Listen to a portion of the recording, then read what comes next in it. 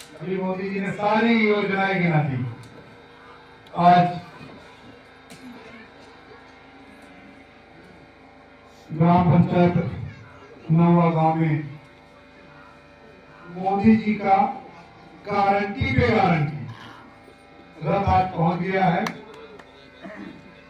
और उस रथ का स्वागत हमारे मंडल अध्यक्ष जी ने किया है अपने टीम के साथ।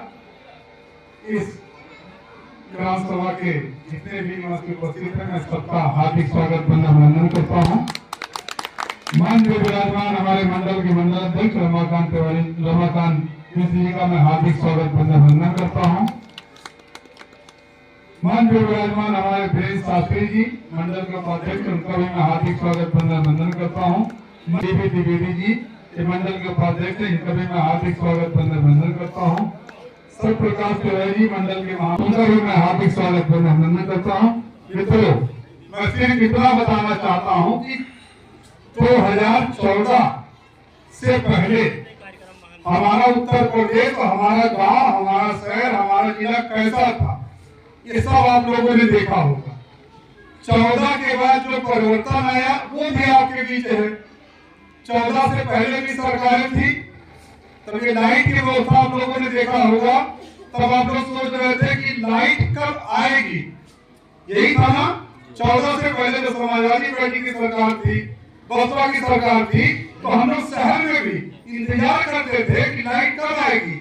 आज भारतीय जनता पार्टी की सरकार बनी और भारतीय जनता पार्टी के लोगों ने सोचा, हमारे मुख्यमंत्री जी ने सोचा, हमारे प्रधानमंत्री जी ने सोचा कि गरीब गांव में कैसे रहता है, उसके पास लाइट की व्यवस्था नहीं होती है, उसके पास गैस कनेक्शन की व्यवस्था नहीं होती, उसके पास आवास नहीं होता, उसके पास दवा कराने के लिए पैसा नहीं होता है। तो सबसे पहले मोदी जी ने जनधन खाता खुलवाया, खुला है ना। गांव में जनधन खाता माताओं बहनों का खुला होगा, उसमें वृद्धा पेंशन, विधवा पेंशन, आयुष्मान का पैसा नहीं है, सबका जी का कार्ड नहीं कहा। हेलो माता जी बनेगा, जो घटा होगा वो बनेगा। इसी कारण से मुझे अब आधार कार्ड लगता है। आधार कार्ड में अगर नाम परिवर्तन हो गया है तो प्रधान जी से कहकर नाम सही करानी, वो मिलेगा, आप परेशान मत। बिजली नहीं होती थी, 14 के बाद आपके बीच में बिजली आना शुरू हुई। शहरों में 24 घंटा, गांव में 16 घंटा। 16 घंटा जो आती है वो 2 शिफ्टों में आती होगी मेरे ख्याल से। 8 घंटा एक शिफ्ट में, 8 घंटा एक शिफ्ट में। लाइट पर्याप्त मिलती है सबको ना। रोड की स्थिति ये थी कि घर से निकलिए तो जूता चप्पल हाथ में लीजिए, जूते पहने हैं और पैंट पहने तो पैंट को ऊपर कर लिए, तब घर से लोग निकलते थे। आज दरवाजे दरवाजे पे रोडें बनवा दी गई हैं। रोडों का जाल पूरे प्रदेश में बिछा दिया गया है। पूरे प्रदेश में ये स्थिति हो गई है कि रोड अब दिख नहीं रही है, कहीं कहीं टूटे और भी काम हो रहा है, तो रोडों का जाल बिछा दिया गया। आयुष्मान कार्ड धारक कोई होगा कि नहीं? आयुष्मान कार्ड बना किसी का, जिसका बनेगा सबका। ये चिंता दूर कर दीजिए। मोदी जी ने कह दिया है कि 2024 में जो भी बचे हैं सबका मैं पूरा बनवा दूंगा। जिनका बना है उनसे पूछिए आने वाले दिनों में। इससे पहले जब सपा की सरकार थी, बसपा की सरकार थी, तब आपके घर में अगर किसी तबियत खराब हुआ तो आपको सोचना पड़ता था कि हम अपने बेटे को, अपने पति को या अपने पत्नी को हम लेकर के अस्पताल कैसे जाए। लेकिन जब से आयुष्मान कार्ड आया और आयुष्मान कार्ड जिसका बना उसको चिंता नहीं होती है, उसको सिर्फ चिंता ये होती है गाड़ी बुलवाइए, दरवाजे पे लगाइए और पेशेंट को गाड़ी में उठाइए, ले जाइए नर्सिंग होम में या जिला अस्पताल में भर्ती कर दिए। आपके पास कार्ड है और उस कार्ड से वो सारा पैसा कट जाता है, जिनका भी आयुष्मान कार्ड बना है।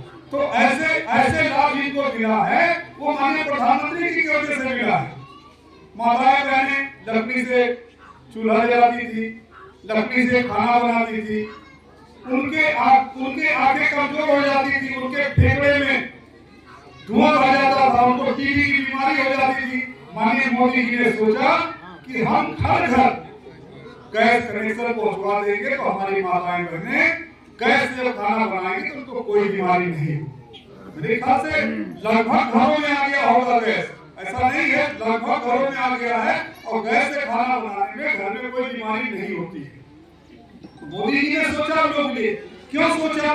क्योंकि वो भी गरीबी से ही गुजर लकड़ी पे खाना बना के उनको पाला है।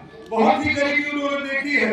उन्होंने सोचा था कि जिस दिन मुझे मौका मिलेगा हम अपने गरीबों का सम्मान करने का, उनको लाभ पहुंचाने का, मैं उनको वो लाभ पहुंचाऊंगा जो उन तक नहीं पहुंचती।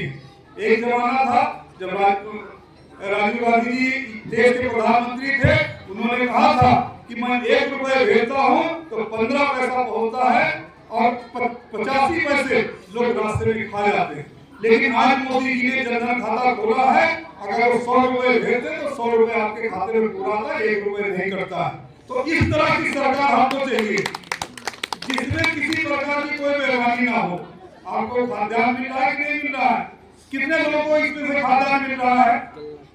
गल्ला कितने लोगों को मिल रहा है? गल्ला बताइए कितने लोग? सबको मिल रहा है। गल्ला नहीं पावा था, गल्ला मिला तो 10 किलो मिला थे भैया। जान लीजिए 14 से पहले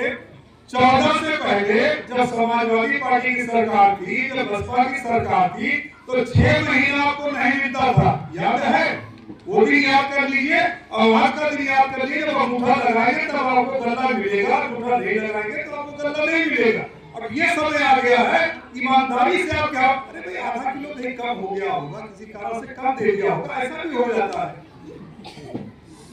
तो अब इतना चिंता नहीं करना चाहिए। हम 6-6 महीना गल्ला नहीं पाते, हम अपनी बात करते हैं। शहरों में ऐसा होता था कि 6-6 महीना गल्ला नहीं मिलता था, एक दिन बांटते थे और पूरा महीना बंद रखते थे। अब तो टाइम फिक्स कर दिया गया कि आपको इस दिन को खोलना है और फोन करके बताना है। फोन आता होगा सबके पास, फोन करके बताना रहता है कि आप आके अपना गल्ला ले जाइए।